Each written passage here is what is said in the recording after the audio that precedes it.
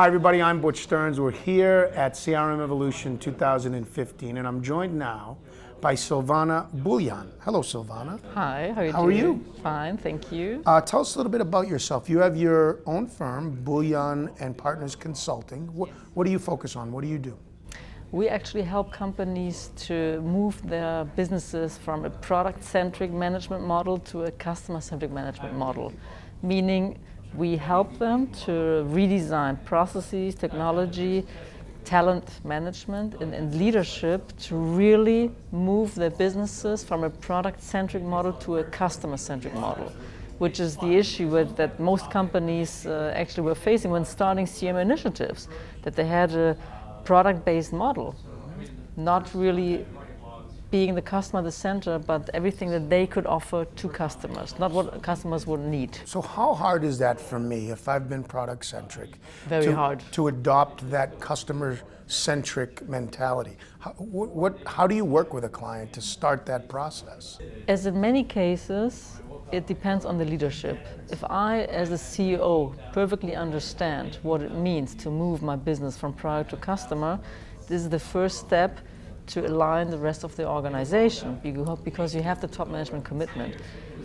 If the leader just says the customer is important, but I actually only care about the customer because it gives me more margin in my P&L statement, but I don't really care about customers, then it's the problem. Because then I still want to keep my product-centric model, but I'm saying I want to move towards customer centricity, which is not true then. Let's talk about CRM today. You work globally with clients. What is the state of CRM today? A different way to ask it, in the average company, I know this is not a realistic question, but in the average company, what does CRM look like today, or what should it look like? In the average company, still we have the view that CRM is about data, it's about technology, and it's about making campaigns work, the conversion rate. So supporting sales, supporting marketing to actually sell more units at the end of the month. But this is not what we actually want, the CRM as a whole, if we talk about the relationship with customers, the customer itself, the C for customer, the R for relationship, and now also the engagement that we are talking about, that at this conference also was a lot about engagement, engagement, engagement. So if that's what we want, what's missing? What are the missing factors in today's CRM? The sincere wish to really be customer-centric. If I want to be customer-centric, because I just want to increase my share of wallet, it's not true customer centricity, because then I'm not looking seriously for adding value to my customer relationship. I'm only interested in adding value to my P&L statement. And this is where the problem starts. All right, so you work with me. I get it now. You've started to convince me. I'm making the transition. You've already realistically told me how hard it's going to be, but I'm banging my head against the wall because I have to make this switch. Where do I begin to become more customer-centric? With my management team. I start with my first line. So if you are the CEO, you need your first line with you, because the worst thing that happened is that you as the CEO have a clear view and what you want, and you truly want it, and you want to align your organization for this transformation, but then out of the business, out of your board meetings, each one of your executives goes out and plays his own talk to his teams and doesn't walk the talk as you want it. Then it starts to die before you even started the transformation as you wanted to initiate it. All right, so again, I've had this CRM system. Yes. It was started as a sales management tool. Yep. It's siloed, yes, so to speak. Correct. I've now evolved in an age where the customer has most of the power. I'm trying to get a single view of the customer. Yep. I'm trying to maximize all the data I can, all that. And I'm going to a platform. What's my strategy in a platform versus a siloed approach? How do I begin to ask the right questions and make that transition? Honestly, it's the wrong question to ask. Okay. Because then I again focus it on something quick, tangible that I want to move, which is the system, the technology behind. But I need to understand that the people who will use my technology in my organization have bosses, have supervisors, have leaders who manage them.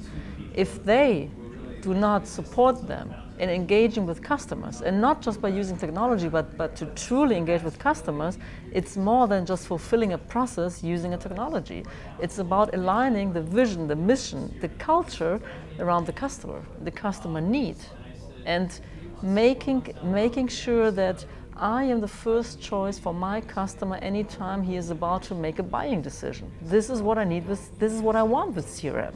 But it's a long-term view, and it's a sustainable view. It's not a transactional view on a one-shot sales process. A single consolidated customer view. What are the steps to get there? First of all, how do you believe in that? How important is it to have a single consolidated view of the customer? I think it's very important to have it, but I also think that you can engage with customers without having it. Yeah, and it makes it easier. Because if we put ourselves in our customer's shoes, or just thinking of you as a customer, what do you actually forgive a company easier? Is it that they don't have your data and are not able to service you because they don't have the single view of customers? Or is it when you have a bad experience because they do not treat you with respect and looking for your needs? What do you forgive before?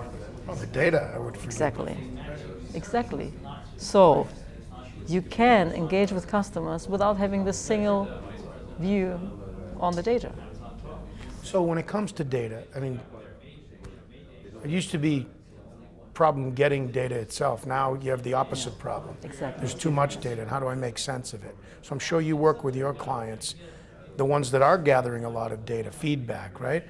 How do I take advantage of the analysis that's provided or the insights from that data? How do I maximize all of that?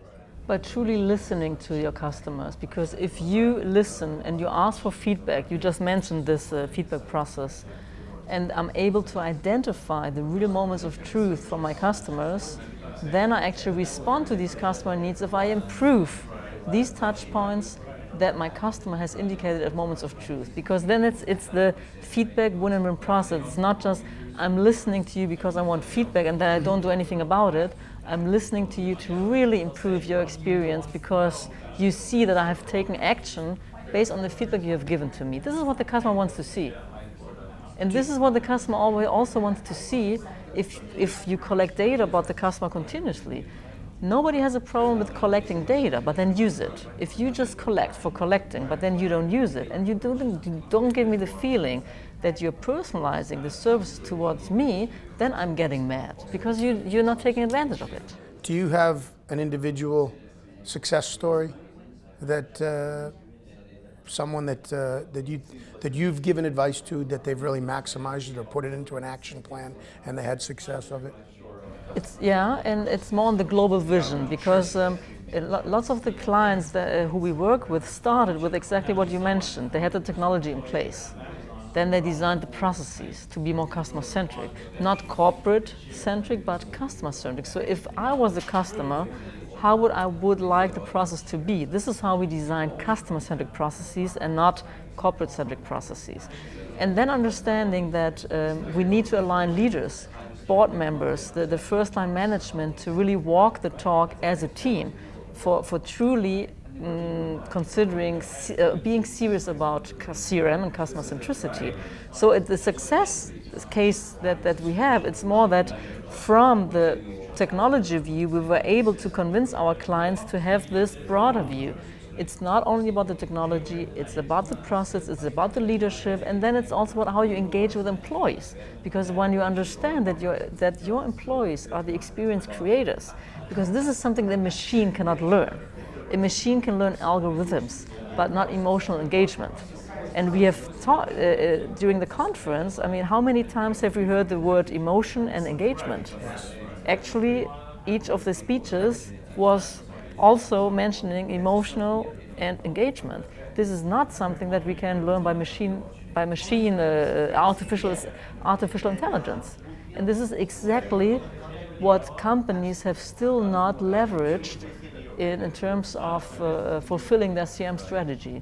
They focus on optimization, on customer intelligence, on converting customer data into business opportunity, or campaigns to sell more, but not in truly engaging with customers. And that's the real-time current state of CRM as I see it in companies. So speaking of real-time, we're in an age of real-time customer information. In CRM today, is that a nice to have or is that a need to have? It is a need to have when we think of the different touch points within the journey. If I'm in an online ordering process, it's a need to have. Because Amazon would not be as successful if they would not offer this real-time customer information. In the overall relationship with customers, in the overall experience, it is a nice to have. Because for many companies, it's still siloed the different type of information that they have around customers. And they would take lots of time to integrate this into one single view of the customer. But there again, you need to prioritize. And if you are able to have at single touch points and single core processes the information that the customer needs to make the transaction, then it's enough. When I say the term beyond CRM, what does that mean to you? I love my customer more than my P&L statement. That's beyond CRM? I hope that this one time is what CRM will be, that the company is really, and I'm not talking about a philosophy or idealistic view, it's really being serious about engaging with customers, and then the result is that my P&L statement will be better, but not because it's my objective. It's because it's the result of the true engagement strategies that I have with my customers. So this is beyond CRM. I like it. I buy it. Nice job. Nice to meet you.